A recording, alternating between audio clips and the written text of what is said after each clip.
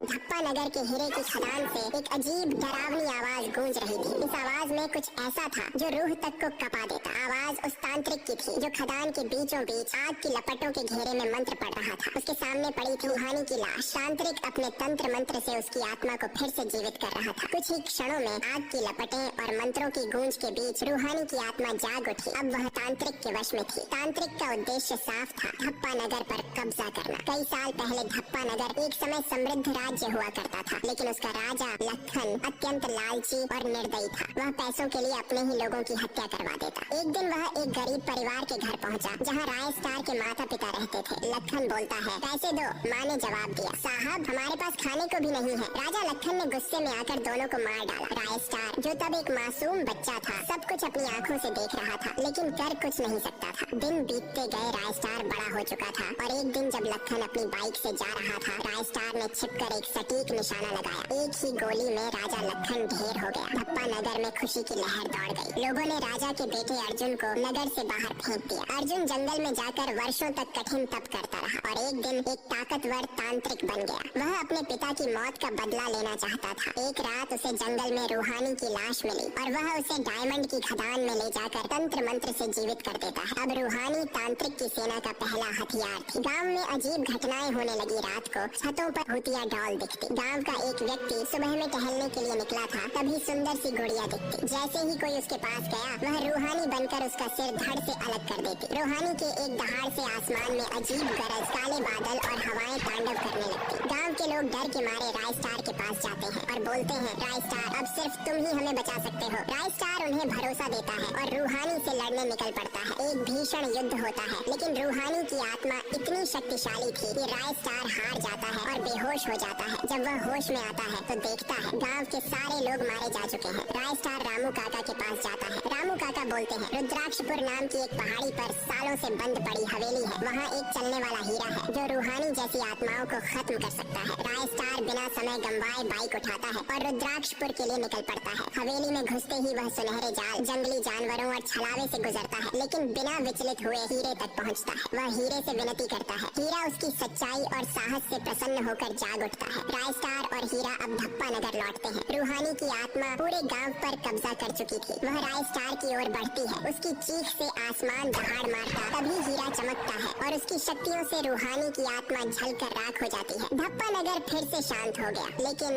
कहानी खत्म नहीं हुई थी। तांत्रिक अब भी जिंदा था। क्या धप्पा नगर फिर से तांत्रिक के बस में होगा? पार्ट 4 के लिए कमेंट करो। तांत्रिक अभी जिंदा है।